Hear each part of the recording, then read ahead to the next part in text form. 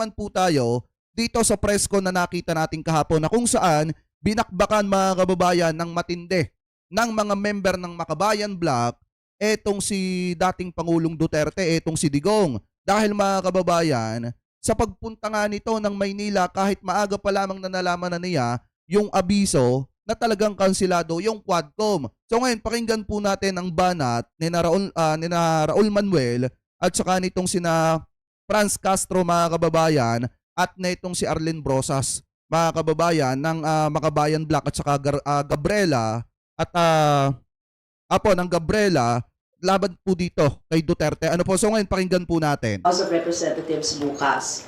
Malinaw po na wala siyang schedule dito. Ama! Wala pong nakaschedule na hearing. Ang nakaschedule lamang ay isang makabuluhang misa para sa mga biktima ng war on drugs. Tapos, gusto pang pumunta dito, no, at talbogan ni Duterte, no, itong magaganap na misa.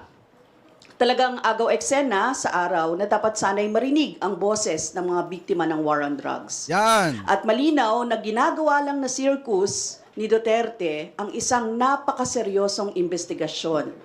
Alam niya at formal siyang na-inform na walang hearing bukas. Ngunit nagbabalak pa rin siyang pumunta para magpapansin at manggulo. Isa na namang publicity stunt ito mula sa dating Pangulo, paulit-ulit ang ganitong style, umiiwas sa formal na proseso. Kasi kung maaalala ninyo, pinatawag namin ito noon pang Committee on Human Rights na pagdinig. Kasi mga kababayan, kung talagang matapang yan si kampo niyang si Duterte at kung talagang interesado silang sagutin lahat ng katanungan ng taong bayan at saka ng Kamara, dapat noon pa sila umattend para tapos na mga kababayan. Hindi kung kailan kansilado yung hearing, saka naman sila mag-aatubiling umattend. Kala ata ni Duterte, ganun-ganun na lamang kadaling takutin etong mga taga-Kamara. Hindi niya alam ngayon, malaki ang posibilidad na matuloy yung hearing mga kababayan na pinapangarap ni Duterte. Kasi 'di ba sabi nga ni Duterte nung una, tuturuan niya na mag-imbestiga etong mga taga-Kamara. Di magkakaalaman mamaya.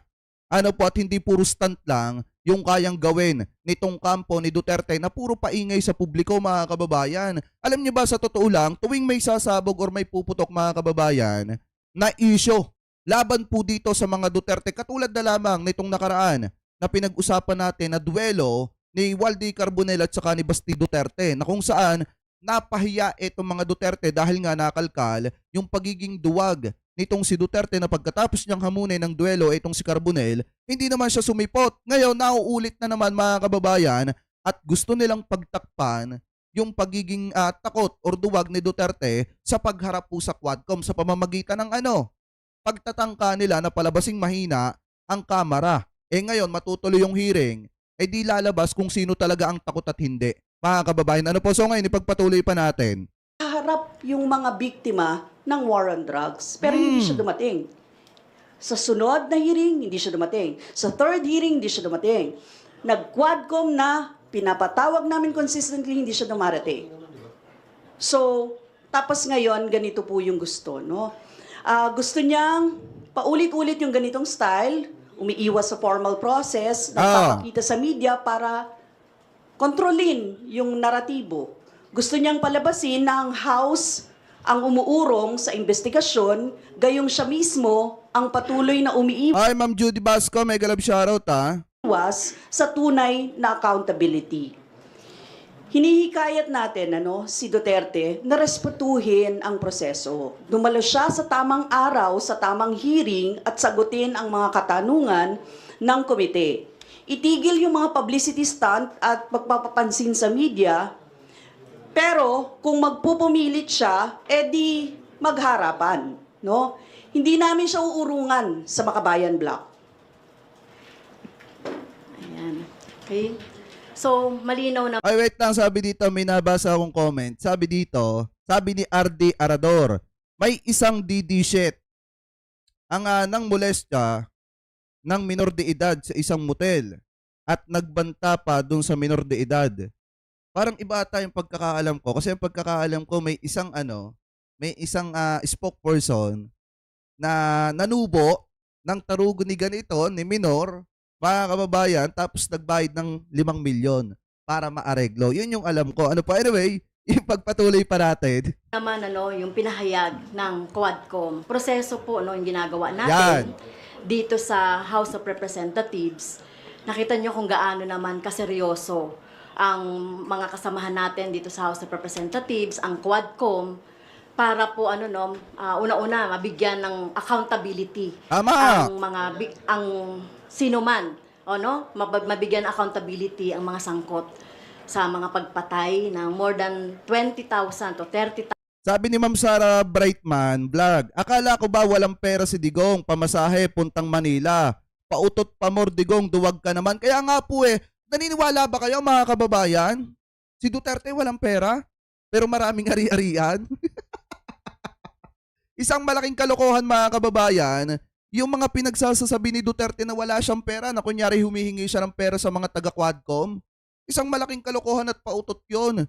Nasa sa mga utong didisyet na lamang, di ko nilalahat nasa sa mga utong didisyet na lamang at gamunggo yung utak kung maniniwala kayo. Ano po kasi kung titingnan natin, kita nyo naman kung gaano kadami yung property at ari-arian ng mga Duterte tapos palalabasin nila, wala silang pera. Isang malaking kalokohan yan, gaya ng ginagawa nila dati kung paano nila tayo silawin sa mga pagkain-kain nila, sa mga karinderya, sa mga turo-turo, na kunyari simpleng pamumuhay pero sa likod nun, limpak-limpak na pera yung nadaan sa kanilang mga kamay. Di umano, mga kababayan kaya yung walang pamasahe, nako, isang malaking pautot yan mga kababayan. Ano po ngayon, ipagpatuloy pa natin. 1,000 na mga biktima ng EJK sa panahon ng peking war on drugs ni Tama. Mr. Duterte. Well, ano ba tong ginagawa mo, Mr. Duterte? Nagbabluff ka ba? Well, siyempre, sabi nga ni Kong Arlene, hindi ka namin uurungan, no? Hindi tayo natatakot at sawang-sawa na ang taong bayan sa mga drama mo. At siyempre, ang ating itong mga antiques na mga pakana mo at ay hindi na yan kinakagat ng taong bayan. Tama. Malinaw na sa taong bayan ngayon na dapat ay managot ka na sa mga nangyari nung panahon ng nung war on drugs. Sabi ni Kuya Benny Road, ito bro, confidential funds. Kagaya nga na sinabi ni Kong Arlene, ilang beses na pinapatawag. At ngayon, sinasabi pa niya na pupunta raw siya dito para pamadaliin ang proseso o pamadaliin ang mga hearings dito sa Quadcom. Kongresista ka ba? Nasa katungkulan ka pa rin ba? Well, ng EJK, extrajudicial killings. Doon nga sa isinamba kong kaso sa iyo, hindi ka nga dumating, di ba? Hindi ka nga dumating sa preliminary hearing. Tapos dito, nagmamayabang ka na pupunta ka bukas na wala namang hearing. Ayan! Di ba mga kababayan? Sapul talaga siya ng matindi sa sinasabi nitong si Franz Castro. Alam niyo kasi ang problema, yung mga minamaliit dati ni Duterte, yung mga pinagmumumura niya at sinisiraan niya, ngayon sinisingil na siya. Katulad dito mga kababayan, di ba kung matatandaan nyo, parang dati sinampahan ng death threat na kaso ata mga kababayan, itong si Franz Castro, itong si Duterte, kasi nga nagbanta itong si Duterte publicly dito kay Castro. Ngayon mga kababayan, nung investigasyon na, at saka nung hearing na mga kababayan, hindi umattend itong si Duterte at hindi niya hinarap etong si Castro. Parang katulad lang din nung naghamon siya ng duelo kay Walde Carbonell na kung saan sa harap ng City Hall ng Davao, di ba siya yung naghamon pero siya yung hindi pumunta. At ngayon nagbanta siya kay Franz Castro nung sinampahan siya ng kaso, hindi rin siya pumunta mga kababayan. Kaya kung titingnan natin yung mga sinasabi dito ni Franz Castro laban kay Digong, talagang mga kababayang matinding patama to kay Duterte. Kasi partida, babae ito na inireklamo etong si Duterte at bilang lalaki mga kababayan, kung tunay na lalaki etong si Digong, haharapin niya yan kaso hindi siya humarap dyan. Tapos ngayon, na wala namang hearing mga kababayan, saka maglalakas ng loob na humarap at tuturuan daw ng tamang pag-iimbestiga etong Quadcom, etong Kamara. Saan ba naman kayo nagkatala kung kailan tinatawagan siya nung una pa lamang hindi sumisipot? Tapos kung kailan walang hearing, saka naman sisipot. Eh di ba panguurat lang mga kababayan at panguuto lang yung ginagawa nitong si Duterte. Ano po, inuuto niya, alam niyo kung sino yung pinakaunang inuuto niya? Yung mga taga-suporta niya na didishit. Yun yung una niyang pinagmumukhang uto-uto at tanga. Bakit mga kababayan? Kasi asang-asa yung mga didishit na yung pagpunta ni Duterte ngayon ay mapapalabas na mahina ang kamera kaso nagkamali po ata sila. Anyway, Harapin mo yung ating yung ating mga pamilya, yung pamilya ng mga ating mga kababayan na nabiktima ng war on drugs mo.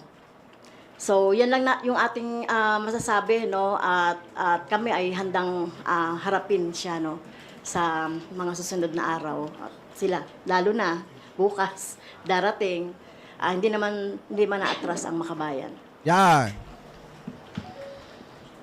Sa bahagi naman ng mga kabataan, alalahanin lang natin siya mismo nagsabi na after November 1 ay magiging available siya para humarap sa Quad Committee ng Kamara.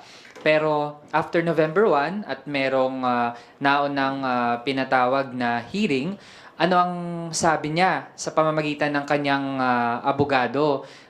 Kesa umattend, sinisiraan ang mga kongresista na gumagawa lamang ng trabaho na imbestigahan ang mga naging abuso at rewarded na pagpatay sa ilalim ng madugong war on drugs. Kaya ngayon, hindi natin maunawaan itong style, no, na tapang-tapangan at susugod dito sa Kamara.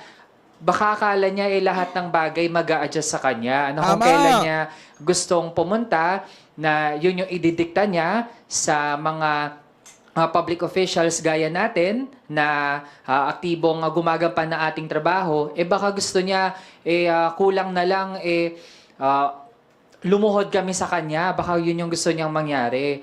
Gusto natin siyang paalalahanan, hindi siya ang center ng universe. Pero kung merong bagay na siya yung sentro, siya ang sentro ng madugong war on drugs.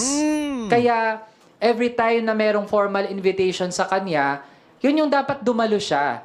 Dahil nga, kung mismo yung mga biktima, yung mga pamilya ng mga biktima ng war on drugs, very patient nga na naghahanda para dumalo at nakaantabay sa mga hearing, siya nga mismo na dapat managot. Siya pa itong may ganong ugali. Na mismo para bang taong bayan yung may kasalanan sa kanya. Pero at saka 'di ba mga kababayan, lagi nilang sinasabi na yung ginagawa daw nila ay para sa sambayan ng Pilipino. Ngayon, yung sambayan ng Pilipino humihingi ng hustisya, ano po, lalo na yung mga biktima ng extrajudicial killings, yung mga pamilyang naiwan noon, ay humihingi ng hustisya at nananawagan na papanagutin etong si Duterte. Kumpara talaga sa bayan, ang ginagawa ng grupo nitong si Duterte, bakit hindi nyo hayaan na managot etong si Duterte kapag ka napatunayan na siya talaga ay nakalabag ng karapatang pantao? Bakit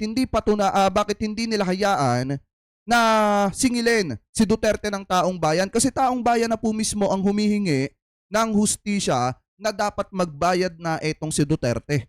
Lagi nilang sinasabi para sila sa bayan. Ang kalaban na nga nila dito sa mga hearing na ito, hindi naman yung mga kongresista. Ang kalaban nila sa mga hearing na ito, yung pamilya ng mga naiwan na biktima ng extrajudicial killings ng dating administrasyon na naaayon sa pulisiya, mga kababayan, or palpak na pulisiya nitong si dating Pangulong Duterte, nang nagsagawa sila ng madugong pakikipaglaban sa ipinagbabawal na bato na ang tinamaan lang yung mga pobreng kababayan na katulad po natin. Ano po ngayon, ipagpatuloy pa natin? Baligtaran po ang katotohanan. Siya yung mga merong dapat nasagutin na mga tanong, lalo dun sa kanyang papel. Yung pronouncements niya ay siyang pinagmulan ng mga ginawa ng pulis na pumatay para sa rewards na aabot hanggang milyones. Hindi lamang dun sa mga suspected na mga drug lord, pero maging mga abogado na mataas ang patong sa ulo para lamang na hindi magkaroon ng hustisya dun sa mga biktima nitong war on drugs. Yun lang po. Salamat. Tanong. Question. Yes, question. Yes po. Good afternoon po. Good afternoon. Kasi sabi nga ni Secretary Panelo na parang he's ready to do a 10-day hearing, marathon hearing ng Quadcom. Ano masabi niyo po doon sa threat ni Panelo na mag-hold daw ng hearing ng 10 days? And of course, darating ang former president, not only si Panelo but also his supporters, his rabid fans. So, and of course, baka magharap-harap kayo doon. So, what can we expect doon sa inyong magiging harapan with his fans, bloggers, whatever? Ah, Sa bahagi natin, sa totoo lang, given ang naging performance ng mga mambabatas sa masinsing pag-iimbestiga, sa totoo lang kung mag-extend pa ng ilang araw, kaya naman natin yun. Ang tanong, si dating Pangulong Rodrigo Duterte, kaya ba niya? Actually, Yun ang tanong. gusto natin ibalik sa kanya yung tanong. Kasi if we recall dun sa Senado, ano ba yung nangyari? Nung hindi na siya makasagot dun sa tanong ng isang senador, siya mismo ay nanghingi ng suspension Kaya ng nga. investigasyon para muna ay makapag-break siya doon sa intense na mga pagtatanong dahil kung siguro, kung hindi siya magmumura, konti lang naman talaga yung masasabi niya. Kahit Tama. na sa totoo, siya yung maraming dapat ipaliwanag. Kaya nga mga kababayan, 'di ba? Ang tanong kasi, 'di ba, gusto nga nila etong kampo ni Digong na magsagawa ng 10 araw na hearing. Parang ganun kasi yung sinasabi nitong si Panelo, yung banta niya, mga kababayan, na may kasama pa na panawagan do sa mga supporter nitong si Duterte na pumunta ng Kamara at suportahan itong si Duterte. Ngayon, ang tanong kasi dito, kakayanin naman yan ng Kamara. Kinakaya nga nila, mga kababayan, paabutin yung hearing ng hanggang madaling araw. Ang tanong, kung aabot yung 10 days na yon ng kada hearing ay umaabot ng madaling araw, ang tanong, kakayanin kaya ng katawan nitong si Duterte?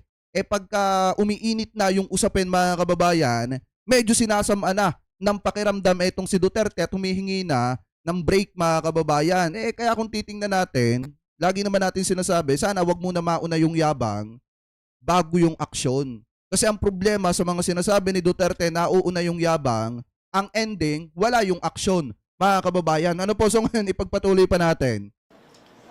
First of all, siguro linawin natin yung... Mike. Yan, linawin natin si attorney niya, si Sal Panelo, no? Ah. Pero hindi naman siya si Duterte. So, dapat siguro marinig natin mismo kay Duterte, ano yung sinasabi niya. Kasi pwedeng, kung ano-ano sinasabi niya hindi natin alam kung alin doon yung totoo at hindi. So, kailangan humarap siya, sabihin niya sa atin, sabihin niya sa taong bayan, pupunta siya. Kailan siya pupunta? Anong gagawin niya? 'Di ba? So, yun yung ano. At hindi kami, gusto lang namin sabihin, no, na yung mga sa Senado nga, nung humarap doon, meron din siyang mga supporters na nandun. Meron din siyang, but on the other hand, napakarami ng mga nagpunta doon na nagprotesta. Tama. So, ibig sabihin, ito, mga ano niya lang ito, mga minions niya ito. At nakahanda naman ang lahat. Kahit nga ang mga biktima ng war on drugs at biktima ng mga human rights violations, nakahandang sagutin siya. Yung mga pag umattend si Digong mamaya, pagka natuloy yung hearing, kung totoo na matutuloy yung hearing, mga kababayan, mamaya, yung mga minions ni Digong, maghanda na kayo. Yung mga minions ni Digong, paabutin nyo ng 7 minions gaya ng sinasabi ninyo. Di ba sinasabi nila, pagka sila nagrarally, umaabot ng 7 minions. O di paabutin nila, mga kababayan, kung gaano sila kadami. Doon din natin malalaman kung gaano karami yung taga-suporta ni Duterte dyan po sa gagawin nilang pagpoprotesta. Kasi magpoprotesta daw sila dahil nanawagan nga etong kampo ni Duterte ng suporta. Nasamahan etong si Duterte dyan po sa Kamara. Alam niyo kung talagang matapang yan si Duterte, di na kailangan yung mga panawagan na ganyan. Hindi, tatanungin niyo, mga kababayan, si Pinoy nga dati, nung uma-attend dyan sa Kamara, mga kababayan, wala namang ganyan mga panawagan na kailangan suportahan pa siya. Kailangan na naandudun pa yung mga taga-suporta niya at nagrarally habang uma-attend siya dyan sa Kamara. Bukod tangi na lamang na etong si Duterte, yung bukod tanging pabebe. A-attend na nga lang pabebe pa. Mga kababayan, kailangan pa na may mga supporter na nagsisilbing yaya-sitter dyan sa labas, mga kababayan. Anyway, ipagpatuloy pa natin. Babysitter pala dyan sa labas, mga kababayan. Ipagpatuloy pa natin. So, nakahandang humarap sa kanya. So, yun lang yung gusto kong sabihin na hindi na bago na nagkaroon ng mga ganyan, nandiyan supporters, etc., mga kung ano-ano. Kasi, at konti na lang yun sa totoo lang. Nung nakita naman namin, nung Senate hearing, konti yung kanyang mga kasamahan. Napaka namin nun, yung siguro, vloggers, no?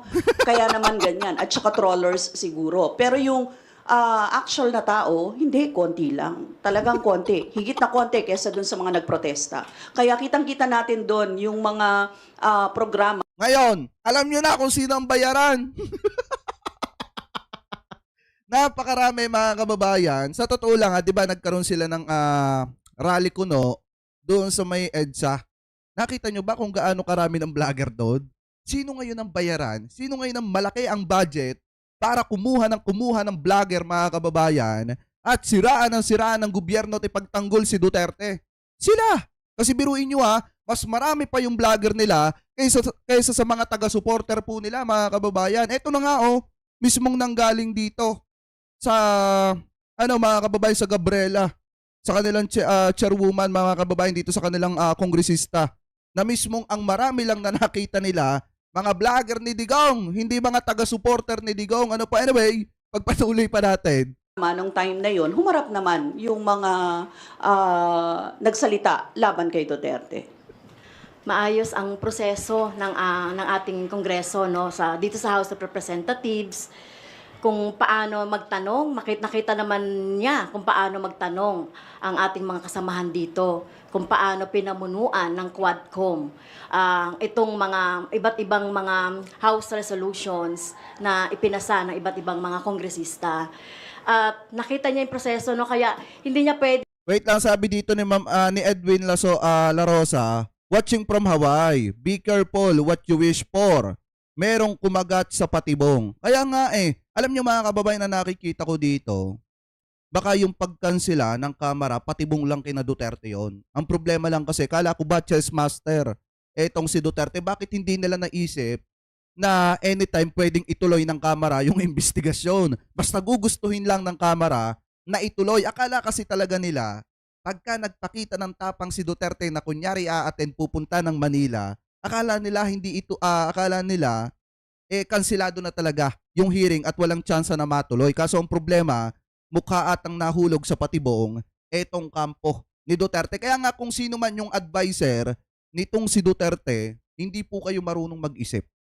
Kaya yan po yung masasabi ko sa inyo. Hindi nyo napayuhan si Duterte na baka patibong lang ng kamera yung pagkansila nung hearing, nung Quadcom hearing, para mabuhay etong kampo ni Duterte at mapalabas na duwag etong mga taga-kamera. Hindi nila naisip na anytime pwedeng ituloy ng kamera yung hearing, katulad ng mangyayari mamaya.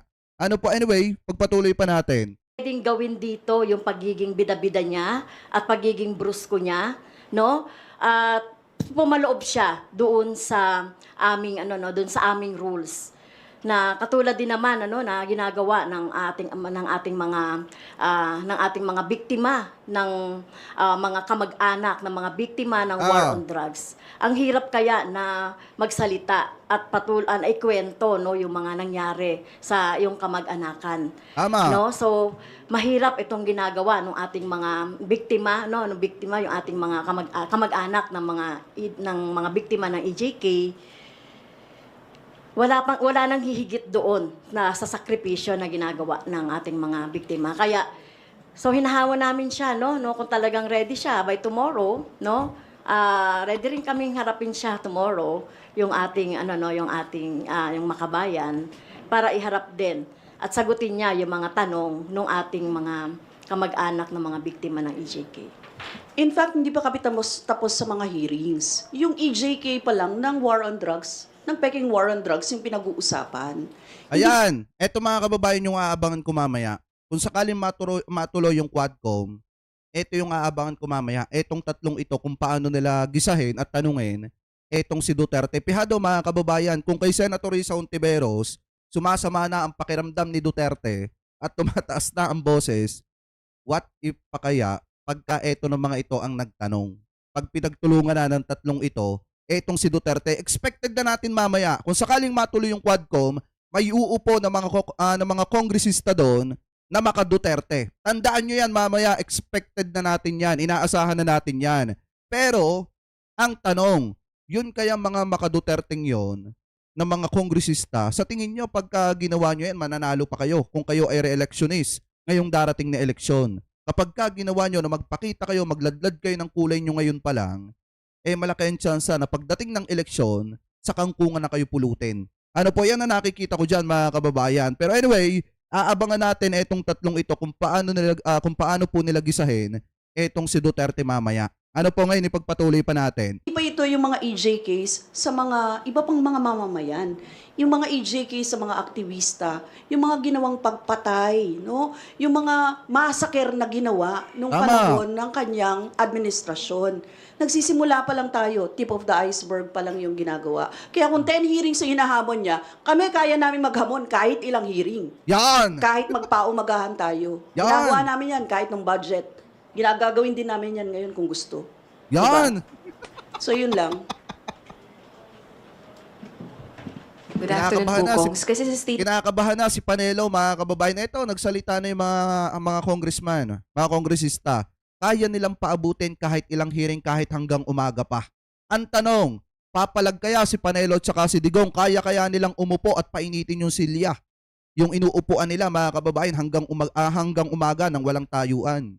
Eto, kaya ng mga kongresista yan, mga kababayan. Si Digong, kaya ng kalusugan nitong si Duterte. Yan ang mga tanong dyan, mga kababayan. Kaya nga mahirap magyabang sa umpisa na hindi naman magagampanan sa huli. Ano po ngayon, ipagpatuloy pa natin. statement po ni Attorney Panelo, sabi niya they will confront daw po the Quadcom members. So asahan po natin na kayo po ang makakaharap at hindi yung Quadcom members if ever ituloy nila yung sinasabi nilang pagpunta dito. Yes, I think there will be a mass tomorrow. So siguro sa misa kasama yung mga biktima ng mga EJK, no, ng mga pamilya, dala nila yung kanilang mga magkakaroon ng misa. Yun naman ang makakaharap niya. Regular na po Kasama ba yung yung mga- misa na yun po, ma'am? Kasi last week may misa din before the Quadcom hearing. Yes, oo. Kasi 'di ba nung mga nakaraan, actually yun yung paraan ng healing sana ng ating mga EJK war on drugs victims ng Peking war on drug victims ng Duterte administration. They've been doing that kahit naman dati pa kasi yung nakuha lang nila na magkaroon or magsumbong sa pamamagitan ng pagkakaroon ng misa na nasasabi nila yung kanilang mga gustong sabihin at ipanawagan yung hustisya para sa mga biktima. Kaya naman ganon. Kaya naman meron silang paraan ng ganito na nagkakaroon ng misa at nagpapahayag ang mga biktima. Kaya kung seryoso pala si Mr. Duterte sa November 21, yun yung tinakda ng Quadcom na hearing. Doon siya pumunta, doon niya ipakita yung kanyang tapang sa harap ng mga miyembro ng Kongreso at sagutin niya yung mga tanong. Ma'am, ano oras po yung misa tomorrow? 9 a.m. 9 Oo. a.m. Baka doon ulit sa may sa People Center. Ma'am, klaruhin ko lang po, when you said kung magpupumilit siya, edi magharapan po, ano pong ibig Kami nandito. Ang Makabayan Block ay nandito naman. Nako! So, pwede naman kaming gusto niya ba ng welcome? Ganon. Nandito. Katay pala si Duterte mamaya. Kung sakaling hindi Quadcom mamaya yung hearing, mga kababayan, at magpumilit si Duterte, malaki pala ang chance nang makaharap niya Makabayan Block at hindi ang Quadcom, mga kababayan. Pero ayon sa balita kanina, itutuloy yung hearing. So tingnan natin mamaya, mga 10:30, mga kababayan, kung ano yung mangyayari. Pero kung sakali na magpumilit itong si Duterte, ang makakalaban niya dito, Makabayan Block. Yun yung gigisa sa kanya dito. So malaki ang posibilidad nakatay dito itong si Duterte kasi tatlong kasing galing, mga kababayan, ni Senator Risa Hontiveros yung magtatanong sa kanya. Ito partida, walang kapanalig. Di umano, mga kababayan, baka etong si Duterte dito at tanging etong mga Makabayan Block yung isa sa matinding gigisa sa kanya dito sa mangyayaring hearing. Pero tingnan natin mamaya mga 10:30. Ano po kung ano mangyayari. Anyway, pagpatuloy pa natin. Ito po yung makabayan, di sagutin niya yung mga tanong namin. Pwede namang ganun, di ba? Yung kung nasa gate po si President Duterte tomorrow, lalabasin niyo po ba siya? Baka may rally yun. Basta din po yung mga victims, families ng Nakabayan Block. Yes, I think so. Kasi ang mga victims at saka ang mga talagang sila, humihingi sila ng hustisya. At alam nila na kung sakaling darating si Duterte, ay pupunta naman ang mga biktima. Talagang, Yun! yan ang matagal nilang 'di ba? Yung magkaroon talaga ng hustisya at humarap sa kanila, yung may pinaka-accountability ng gumawa, yung Tama. may krimen, Crime yun yung ginawa sa kanila na hindi nila na hinihingi pa rin nila hanggang ngayon yung hustisya, ilang taon na ang nakalilipas. Hindi naman po sila pinapunta dahil sinabing pupunta si Daddy. Actually, naka-gear nga sila na pumunta kahit kung consistent nga silang pumupunta sa kahit saan Kaya para nga. harapin sila 'di ba? So, kahit po nung pa lang, Committee on Human Rights pa lang na pagdinig, kung maaalala ko, pumupunta talaga sila dito kahit 5, kahit 6, kahit 7, kahit ilan 'yan. Basta pupunta sila at gusto nilang makita ang ang procedures palagi, ang proceedings palagi. Mas masipag pa nga sila, di ba? Nung pinatawag natin si Duterte, sabi hindi daw pwede kasi samantala si Tatay Bailon nga consistent siya. Ang ginagawa niya talaga, hanapin, saan pupunta kasi baka pumunta doon si Duterte, pupunta ako doon. Mga Yan. ganun yung kanilang lagi po yan, consistent yung mga yan na magtanong. Yan kasi mga kababayan talagang mahirap sa lahat. Yung may pagkakautang ka doon sa mga biktima ng extrajudicial killings nung panahon ng termino niya. Mga kababayan, kaya nga kung titingnan natin, yung mga pamilya ngayon talagang agresibo sila na makuha yung hustisya ng kanilang mga kaanak na nadamay nung panahon ng war on drugs ni Duterte. Lalo na yung mga nanay na nawala ng mga inosenteng anak. Yun po yung mga mas naghahangad ng hustisya na yung anak nila, mga bata pa, na nadamay lang mga kababayan nung nagsagawa si Duterte ng kanyang pulisiya na madugong pakikipaglaban sa ipinagbabawal na bato. Yun talaga ang pinakamatitinding naghahangad ng hustisya ngayon at nananawagan kay PBBM na magbalik na ang Pilipinas sa ICC para mga kababayan, para papanagutin etong si Duterte sa kanyang mga kasalanan. Ano po mga kababayan? Anyway, pagpatuloy pa natin. Kung kailan, saan, paano, dahil yun talaga ang kanilang panata, humingi ng hustisya Yan! sa nangyari sa kanilang kapamilya. Yun na lang ang magagawa nila, sabi nila. Ma'am, saka yung mood naman ng mga relatives ng EJK victims or drug war victims, hindi naman sila confrontational, right? I mean, not to the point na violent. Tama ba? I don't think so na violent sila, humihingi sila ng hustisya, yung iba nga umiiyak nung time na basta maipahayag nila yung kanilang hindi natin sila masisisi kung talagang magsabi sila ng kanilang mga kasi wala pa nga ring hustisya hanggang ngayon so maaari talagang magkaroon ng mga pag-iyak, pagsigaw, pero yun nga biktima yun gagalangin mo din at respetuhin mo din kung yung nararamdaman nila. Ma'am, sorry, just to clarify, kasi meron din po kayong, kumbaga yung ibang mga biktima po, ina-assist nyo po, di ba? Yung mga galing sa mga probinsya, nakarating na ba? Or hindi pa naman dahil na-cancel yung hearing? Actually, yung sa mga request for kasi kailangan doon pang asikasuhin oo, halimbawa kung galing yan ng Davao, kailangang asikasuhin yung process or Cebu or ganyan. Ang nagagawa natin nung nakaraan, napapapunta natin sila dito beforehand. So parang weeks before nakakausap natin, inahanda yung mga kailangan bago makarating dito. Tapos yung pagbalik din kasi, so magstay sila dito, wala rin naman silang mga kamag-anak, etc. So ang ginagawa natin kapag halimbawa, ang alam ko, ang Rise Up, kapag may activity dito sa Manila, nila, merong coordination in Cebu, coordination in other parts of na merong mga victims, Negros, ganyan, para magkaroon ng mga simultaneous na mga activity. Pero yung papuntahin sila dito, ngayon, for now, kung walang di wala pa, oo. Kaya, masinsin din naman yung paghahanda ng Quadcom, kung sino yung haharap na witnesses, kailangan ihanda sila talaga doon.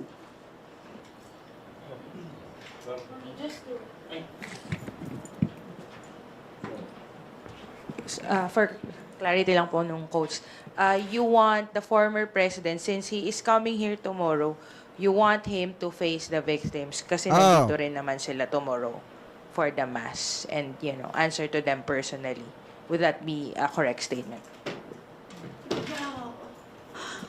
Oo, talagang haharap. Kasi harapin niya yung taong bayan. Accountability naman yun, di ba? So, dapat humarap siya. Kung sinasabi niya na, marami siyang sinasabi kapag di ngayon, harapin niya tayo. Harapin niya yung taong bayan na kasama natin. Harapin niya yung mga biktima ng mga ito, di ba? Nauna sinabi niyo na po, nagpo-press con po kayo na may mangyayaring ganyan, naharap yung mga biktima at maaari magharapan sila. Tingin niyo po, mapupunta pa po si President Duterte tomorrow?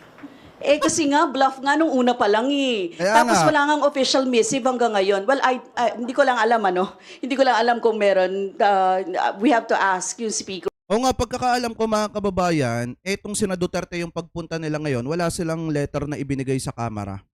Wala po silang letter na ibinigay na pupunta sila or a-attend sila sa kung anumang hearing na a-attendan po nila sa Kamara kasi nga canceled nga yung hearing. Pero since itutuloy, ayon sa balita mga kababayan, di abangan natin mamayang 10:30. Pero ang pagkakaalam ko, wala silang ibinibigay na letter. Basta na lamang po sila lumuwas ng Maynila para kuno umattend dyan sa Kamara. Ganon yung ginawa nila mga kababayan. Ipagpatuloy pa natin.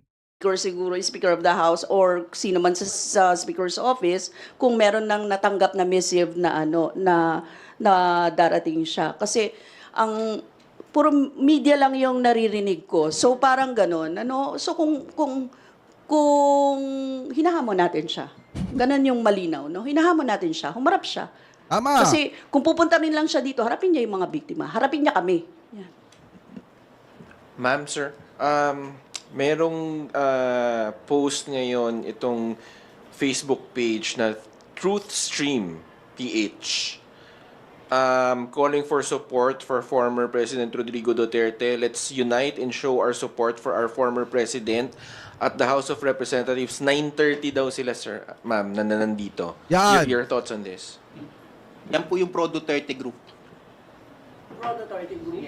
Yan yung yan yung nanghihikayat mga kababayan kahapon pa ata yan. Yan yung nanghihikayat mga kababayan na magkaroon ng rally para suportahan etong si Duterte diyan po sa Kamara. Kasi nga a-attend nga daw etong si Duterte diyan po sa Kamara. Mga kababayan, ano po kaya nagpunta siya ng Maynila para harapin etong Kamara. Kaso nga lang ang problema, cancel nga yung hearing. Ngayon mga kababayan, ang ginawa ng mga galamay itong si Digong nanawagan sa taong bayan na suportahan etong si Duterte. Yan nga yung tinutukoy natin kanina na mga babysitter mga kababayan na ginagawang baby etong si Duterte. Na parang ang dating, hindi kayang umattend ni Duterte ng Kamara nang walang backup na supporter. Mga kababayan, ano ba ang kinatatakot nila?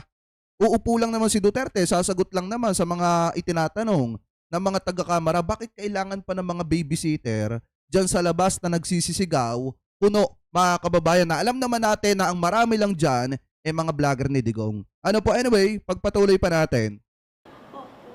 Oo, okay lang. Oo, wala naman tayong problema doon, 'di ba? Sabi nga nila, malayang magpahayag ang sino man eh. Di pumunta sila dito. Tama. Sa Kongreso. Handa po kayong magbangayan sa, of course, yung mga supporters nila and support yung mga victims ng drug war. Handa po ba kayong magbalitaktakan po ba sa House of Representatives po dito once na magharap po kayo? Hindi naman. Alam naman natin yung mga pamilya ng biktima ng war on drugs ay naman sila mga tahimik naman sila na humihingi ng hustisya at Tama. accountability.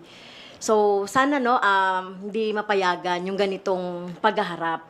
Ngayon kung mabibigyan ng pwesto kung saan man dito yung mga pro Duterte gusto nila magpahayag, eh di magpahayag sila, di ba? Samantalang yung mga biktima ay nandito ay na magmimisa. Pero syempre, hindi natin mapapayagan na magkaroon ng komprontasyon sa dalawa. Kasi parehas lang din naman yan na taong bayan, parehas din yan ng mga kababayan natin, no, na talagang kailangan din natin silang protection.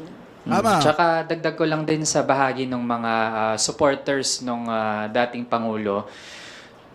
Well, sila kasi yung mga kababayan natin na nalinlang na nung matagal na propaganda mismo na nagbe-benefit dun sa mga Duterte na justify yung senseless na mga patayan.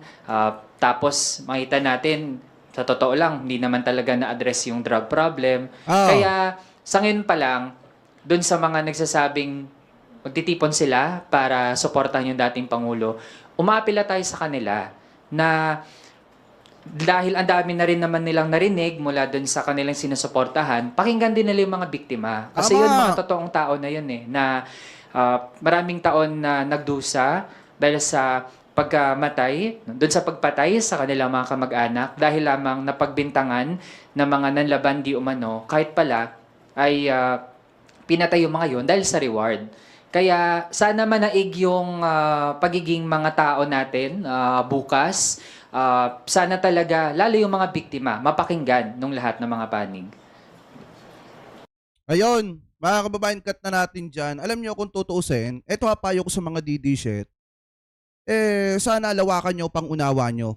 Isipin nyo rin yung mga pamilya ng mga naghahangad ngayon, yung mga pamilya na naiwan, ng mga nabiktima ng madugong pakikipaglaban ni Duterte sa ipinagbabawal na bato na di umano kaya binawian ng buhay yung iba sa mga kababayan natin dahil sa reward system. Alam niyo kung tutuusin, yung mga binibitawang salita ni Duterte dapat dun palang bukas na ang isipan ng mga DD-shit. Ako minsang sumuporta ako, aminado ako mga kababayan. Minsang sumuporta ako kay Duterte nung siya ay presidente pa. Kasi nga, lahat tayo nalinlang mga kababayan. Akala natin yung war on drug okay lang. Pero sa likod pala nun mga kababayan, bilyon-bilyon pala yung gumugulong na ipinagbabawal na bato dito sa ating bansa at ginawa lamang na sacrificial lamb yung mga kababayan nating Pilipino na maliliit. At nung unti-unting nagkakaroon ng investigasyon at nakikita natin mga kababayan yung totoong nangyari at kung bakit yung mga kababayan nating Pilipino sunod-sunod na itinutumba dahil sa reward system mga kababayan, doon nagbago yung pananaw natin. At saka kung titingnan natin, lalo na doon sa mga DD-shit na sumusuporta kay Duterte, kung lalawakan nyo lang ang pangunawa ninyo, makikita ninyo na may kababayan tayong Pilipino na naghahangad ng hustisya. Ano po na dapat maibigay sa kanila yung hustisya na yon, lalo na yung mga nanay na nangungulila sa kanilang mga anak na nabiktima nung panahon ng Duterte administration dun sa mga nabiktimang inosenteng bata. Diba kung tutusin dapat dun pa lang maging malawak na ang pangunawa ng mga DD-shit. Pero sa bagay, mga kababayan, kung marami sa taga-suporta ni Duterte ay mga vlogger at di umano, hindi ko naman sinasabing totoo, hindi ko naman sinasabing hindi totoo, at di umano nababayaran at nakakatanggap ng pera, kaya todo ang pagsuporta kay Duterte, hindi na namin mababago yung pananaw ninyo. Tanging ang binubusog ninyo at ang sinusunod ninyo, yung tawag ng bulsa. Ano po yung tawag ng pangangailangan ninyo? Hindi yung tawag ng mga kababayan nating naghahangad ng hustisya ngayon. Kaya nga kung titingnan natin, ito since nanggaling na rin dito, na mas marami mga vlogger ni Duterte kaysa doon sa mga supporter, doon pa lang mapapaghalataan nyo na at malalaman nyo kung sino talaga ang bayaran. Mga kababayan, para sumuporta at suportahan yung kahit mali na. Magpakalat ng fake news para palabasin na mali ang gobyerno, para palabasin na kuro-kuro lamang o moro-moro lamang itong ginagawa na investigasyon ng Kamara kahit alam naman natin na lahat ng katotohanan ay lumalabas dito.